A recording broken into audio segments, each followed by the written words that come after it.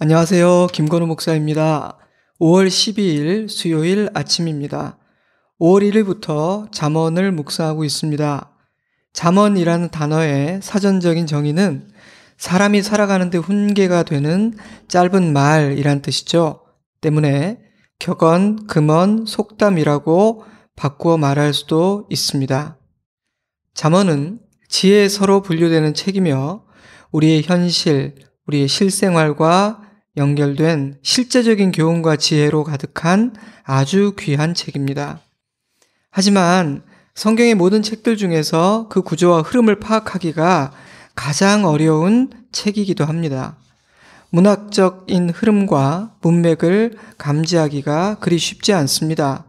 구절들 간에 연관성이 부족하고 주제도 방대하고 다양하기 때문입니다. 특히 개별 잠언 모음집, 즉 한두 줄짜리 격언 모음집이라 불리는 9장에서 31장은 더욱 그러합니다. 때문에 잠언을 묵상하는 5월과 6월 수요 말씀 묵상을 어떻게 구성할까 고민했습니다. 하지만 쉽게 결론을 내렸습니다. 틀을 정하지 않고 주시는 말씀과 영감을 따라 매주 자연스럽게 진행하려고 합니다. 오늘은 5월 6일과 7일 이틀에 걸쳐 묵상했던 잠언 3장 전체를 함께 묵상해 보고자 합니다. 잠언 3장은 나의 법을 잊어버리지 말고 나의 명령을 지키라, 이런 권면으로 시작됩니다. 1절에서 4절 말씀인데요. 먼저 1절과 3절을 읽어드리겠습니다. 내 아들아, 나의 법을 잊어버리지 말고 내 마음으로 나의 명령을 지키라. 인자와 진리가 내게서 떠나지 말게 하고 그것을 내 목에 매며 내 마음판에 새기라. 1절에서는 나의 법, 나의 명령이라고 표현되었는데 3절에서는 인자와 진리라고 표현되고 있습니다. 저는 우리가 마음에 새기고 지켜야 할 하나님의 법과 명령이 딱딱한 매뉴얼이나 율법이 아닌 하나님의 성품이라는 사실을 기억하라는 의미라고 묵상했습니다. 그래서 잠언은 하나님의 가장 대표적인 성품인 인자와 진리라는 표현을 사용하는 것이죠. 이 진리라는 단어에는 성실함, 신실함이라는 의미가 담겨 있습니다. 하나님의 성품을 기억하지 못하면 하나님의 법과 명령에 대해 오해하게 되고 결국은 율법주의에 빠지게 됩니다. 때문에 잠언 3장은 하나님의 법을 잊지 말아라, 나의 명령을 지키라, 이런 말씀과 함께 인자와 진리가 내게서 떠나지 말게 하라, 마음판에 새기라, 이렇게 말하고 있다고 저는 생각합니다. 이처럼 잠언 3장은 하나님의 법을 마음판에 새기고 온 힘을 다해 순종하는 것, 이것은 우리가 해야 할 가장 중요한 일이라는 권면으로 시작됩니다. 이것은 하나님의 자녀들에게 주어지는 명령이죠. 그런데 하나님은 그리하면 이라는 접속사와 함께 1절과 3절 말씀을 따라 살아가는 자들에게 어떤 은혜를 주실 것인지에 대한 약속의 말씀도 주십니다. 2절과 4절을 읽어드리죠. 그리하면 그것이 내가 장수하여 많은 해를 누리게 하며 평강을 더하게 하리라. 그리하면 내가 하나님과 사람 앞에서 은총과 귀중히 여김을 받으리라. 1절과 3절이 우리가 해야 하는 일이라면 2절과 4절은 하나님께서 하실 일입니다. 하나님의 약속인 것이죠. 당시 장수는 큰 복이었습니다. 그래서 하나님은 종종 장수의 은혜를 주시겠다 말씀하셨습니다. 하지만 불행하게 오래 산다면 오래 사는 것이 어찌 복이 될 수 있겠습니까? 그러므로 하나님의 법을 마음에 새기고 그 명령에 순종하는 자들에게 주어지는 진정한 복은 평강입니다. 하나님과 사람 앞에 은혜를 입고 귀중히 여김 받는 것입니다. 이런 은혜 없이 장수하는 것, 그것은 복이 아니겠죠. 그렇지 않습니까? 때문에 2절과 4절은 우리 자신과 자녀를 위한 축복의 기도문으로도 아주 유용하다고 생각됩니다.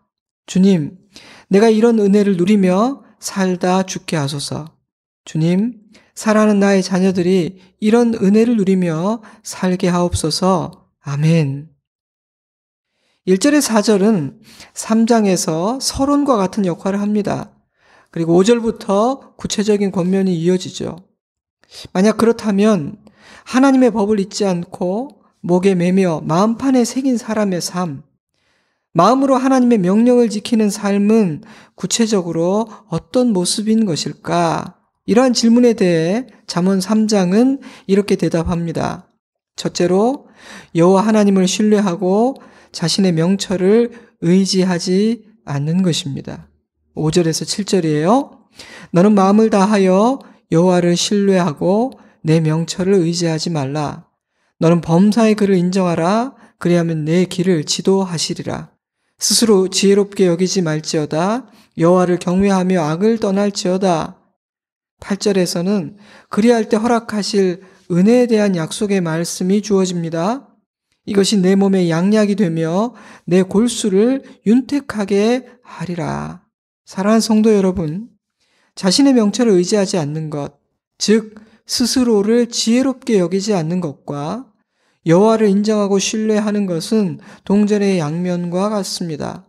자신을 지혜롭게 여기는 자는 하나님을 인정하지 않으며 하나님을 신뢰하는 자는 자신의 명철을 의지하지 않기 때문입니다. 이 말씀은 굉장히 중요한 말씀이에요. 물론 우리 중 대부분은 자신을 지혜롭다 여기며 교만하거나 나는 정말 똑똑하고 인생 모든 문제에 대한 답을 알고 있다, 그렇게 생각하지는 않을 것입니다. 그러나 우리는 은연중에 무의식적으로 하나님이 아닌 자신의 지식과 경험, 자신의 소유와 실력을 의지하게 됩니다. 하나님을 배제하는 것이죠. 잠언은 그러한 인생의 습성을 지적하고 있는 것입니다. 그것은 결코 지혜로운 일이 아니니까요. 6절은 범사에 In all your ways, 내가 하는 모든 일에서, 내가 걷는 모든 길에서 하나님을 인정하라고 권면합니다. 내 삶의 그 어떤 영역에서도, 내 삶의 그 어떤 순간에도 하나님을 배제하지 말아라. 하나님을 너의 목자, 너의 주인으로 인정해 드리라. 그분을 신뢰하라는 의미입니다. 그리하면 주님께서 친히 우리의 길을 지도해 주실 것이라고 약속하십니다.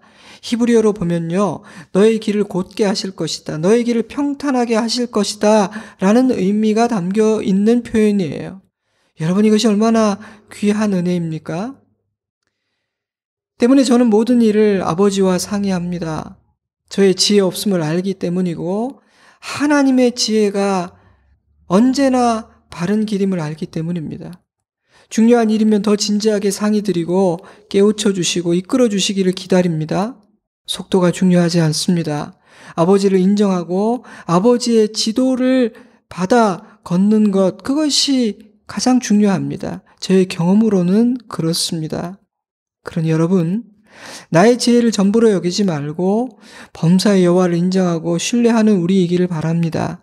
그러면 나의 길을 지도해 주실 것입니다. 우리는 깨달을 수 있을 것입니다. 눈이 밝아질 테니까요. 주님이 가르쳐 주시는 그 길은 가장 복되고 안전한 길입니다. 그 길은 생명의 길이며 지혜로운 길입니다. 둘째로 잠언 3장은 여호와 하나님의 징계를 경히 여기지 않는 것, 그 꾸지람을 싫어하지 않는 것이라고 말합니다. 11절 12절입니다. 내 아들아, 여호와의 징계를 경히 여기지 말라. 그 꾸지람을 싫어하지 말라. 대저 여호와께서 그 사랑하시는 자를 징계하시기를 마치 아비가 그 기뻐하는 아들을 징계함같이 하시느니라. 때로 하나님의 법은 우리를 꾸짖고 책망합니다. 디모데후서 3장 16절, 모든 성경은 하나님의 감동으로 된 것으로 교훈과 책망과 바르게 함과 의로 교육하기에 유익하니 이는 하나님의 사람을 온전하게 하며 모든 선한 일을 행할 능력을 갖추게 하려 함이라. 교훈과 책망과 바르게 함과 의로 교육하는 일, 하나님은 당신의 말씀으로 그런 일을 하십니다. 모두가 사랑하는 자녀들의 유익을 위해서입니다. 그러나 우리는 책망과 징계를 싫어합니다. 그리 할 만해서 하시는 것이고 들어야 하니 그런 말씀을 주시는 것임에도 불구하고 자주 그렇게 하시는 것이 아님에도 불구하고 우리는 듣기 싫어합니다. 그런 본성을 지닌 인간을 향해 잠언은 하나님의 꾸지람을 싫어하지 말고 가볍게 여기지 말라고 권면합니다. 그것은 아버지가 나를 사랑하신다는 증거요, 버리지 않으셨다는 증거이기 때문입니다. 하나님의 꾸지람을 싫어하고 거절하고 귀를 닫으면 큰 아픔을 겪게 되고 결국에는 망하게 될 것이기 때문입니다. 이민 목회를 시작할 때 이런 말을 많이 들었습니다. 이민 생활은 참 힘들고 고달프니까 목사님 위로의 설교를 하십시오. 위로의 설교를 하세요. 고민이 되었습니다. 위로의 설교란 도대체 무엇일까? 부담을 주지 않는 편안한 설교일까? 힘내라는 설교일까? 재밌는 설교일까? 위로합니다 라고 말하는 설교일까? 고민 끝에 제가 내린 결론은 하나님의 말씀을 있는 그대로 전하는 설교가 위로의 설교라는 것이었습니다. 교훈도 위로가 됩니다. 책망도 위로가 됩니다. 바르게 함과 의로 교육하는 말씀도 위로가 됩니다. 왜냐하면 그 모두가 인자하고 성실하신 하나님의 말씀이기 때문입니다. 치유하고 단단하게 만들고 온전하게 세우기 위해 허락되는 아버지의 말씀이기 때문입니다. 모든 하나님의 말씀에는 아버지의 깊고 넓은 사랑이 담겨 있기 때문입니다. 그러므로 하나님의 모든 말씀을 아멘으로 받을 때 우리는 위로받게 됩니다. 새로워지게 됩니다. 견고해지게 됩니다. 치유받게 됩니다. 그러므로 여호와 하나님의 꾸지람을 거절하거나 싫어하지 않아야 합니다. 오히려 귀하게 받고 깨닫게 하여 주시기를 구해야 합니다. 그것이 지혜로운 자의 모습입니다. 저와 여러분에게 그런 모습이 있기를 주님의 이름으로 축복합니다. 셋째로 잠언 3장은 여호와 하나님의 지혜를 가장 귀하게 여기는 것이라고 말합니다. 13절입니다. 지혜를 얻은 자와 명철을 얻은 자는 복이 있나니 이는 지혜를 얻는 것이 은을 얻는 것보다 낫고 그 이익이 정금보다 나음이라. 지혜는 진주보다 귀하니 내가 사모하는 모든 것으로도 이에 비교할 수 없도다. 지혜는 그 얻은 자에게 생명나무라. 지혜를 가진 자는 복되도다. 아멘. 사랑하는 성도 여러분, 내가 가장 귀하게 여기는 것은 무엇인 것 같습니까? 마지막 순간까지 이것만은 놓고 싶지 않다. 이건 꼭 붙잡아야지 라고 생각하는 것은 무엇입니까? 간절히 열정을 다해 추구하고 있는 것은 무엇입니까? 잠언은 하나님의 지혜여야 한다고 말합니다. 저는 우리의 자녀들이 부모에게서 그런 자세를 보았으면 정말 좋겠습니다. 나의 아버지, 나의 어머니에게는 하나님이 가장 중요한 분이시구나. 다른 것들은 포기한다 할지라도 우리 부모는 신앙만은 붙들고 놓지 않겠구나 라고 말입니다. 넷째로 잠언 3장은 선을 베푸는 것이라고 말합니다. 적극적인 명령과 소극적인 명령이 주어지는데요. 먼저 적극적인 명령입니다. 17절. 내 손이 선을 베풀 힘이 있거든 마땅히 받을 자에게 베풀기를 아끼지 말며 내게 있거든 이웃에게 이르기를 갔다가 다시 오라 내일 주겠노라 하지 말며. 또한 소극적인 명령도 주어집니다. 29절. 내 이웃이 내 곁에서 평안히 살거든 그를 해하려고 꾀하지 말며 사람이 내게 악을 행하지 아니하였거든 까닭 없이 더불어 다투지 말며. 이 소극적인 부분을 메시지 성경은 이렇게 풀었었습니다. 너를 믿고 마음 놓고 사는 이웃에게 해 끼칠 궁리를 하지 마라.